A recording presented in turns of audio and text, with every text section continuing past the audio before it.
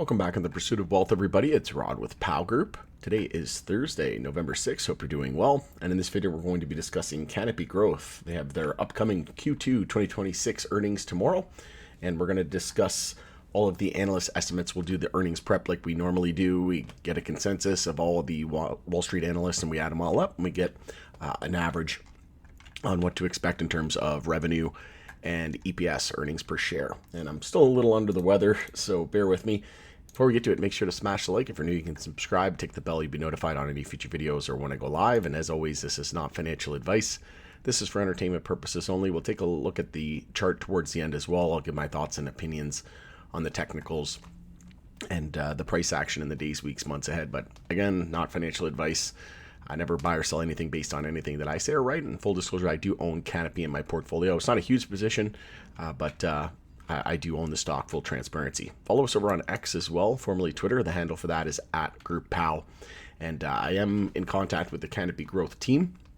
And obviously with earnings coming up tomorrow, it's a very busy time. So I'm going to follow up with them. I was asked to follow up with them next week. So I should hopefully have them on at some point next week or the week after next for an interview. So I'm really looking forward to that one, and also working on a few other interviews on the channel as well. And I just posted another interview with AIML today as well. So Canopy Growth set to report second quarter fiscal 2026 financial results on November 7th, 2025, and that's going to be before the financial markets open tomorrow, November 7th. And then they're going to be having a conference call, and that's going to be at 10 a.m. Eastern time. And let me know if that's something you'd like to see live streamed. I'll do my best. I got a pretty busy day tomorrow, but if I can make that happen, I will do so. So we'll go over the analyst estimates. Revenue is forecasted at $71.15 million on investing.com and negative 0.183 for EPS. And you can see here, TradingView, you got 71.22 million Canadian and negative 0.157. And if we bring up Moomoo here, based on 4 analysts, they're forecasting 71.818 million and EPS of negative 0.175. So still expecting a pretty sizable loss. And EBITDA is forecasted at negative 15.393 million. So if we add all those up, we'll get the numbers going into tomorrow, and let me know, do you think they're going to beat? Do you think they're going to miss? Always love hearing from you. Obviously, we don't have a crystal ball, but these will be the numbers to watch for. If they have a big beat, we could see some upside, but I'm leaning bearish again, just like I have been with most names. You saw Cureleaf had a beat today, but the S&P 500 was super weak, and I mentioned that was kind of favoring the downside. Same thing with SNDL. We had bearish setups on the chart. Show me the chart, I'll tell you the news, so to speak.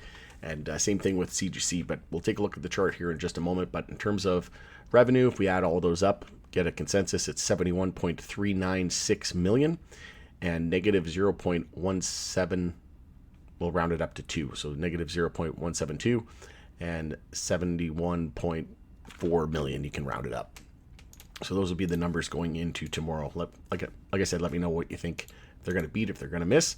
And we know that they still haven't done the reverse split yet as well. And you can see here we're getting very close to that $1 psychological and minimum bid price rule of $1. So it's possible they have 12 months essentially.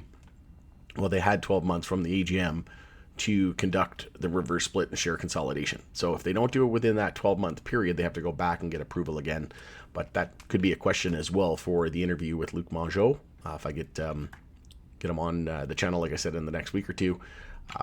And if anybody has any questions for Canopy, you can let me know as well. And once I have official confirmation, we'll do a proper promotion and everything, and a video, and we can get all the questions compiled. I've already got quite a few myself, but like I said, I'll reach out to the community.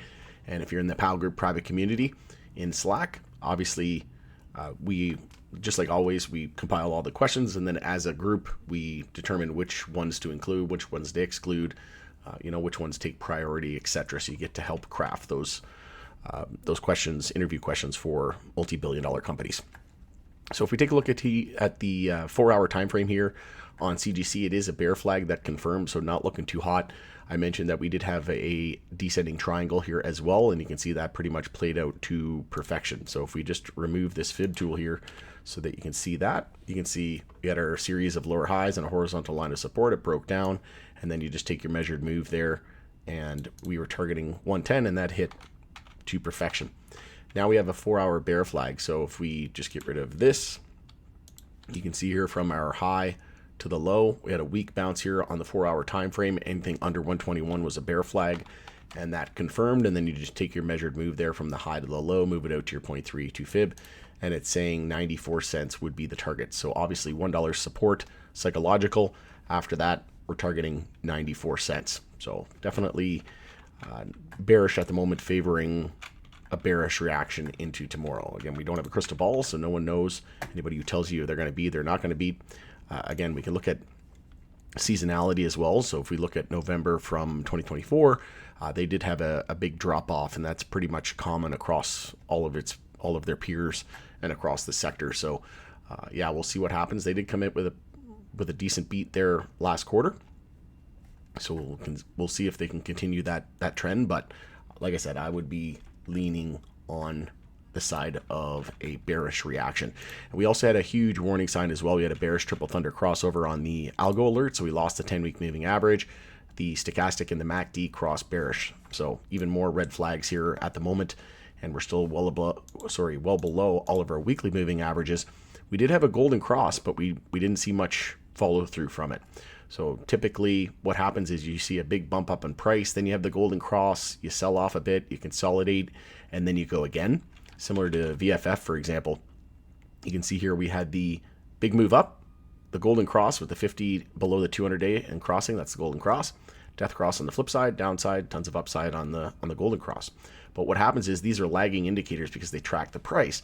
So the price moves up, then you get the golden cross, consolidate, you usually see a pullback, hold it as support, and then you go again.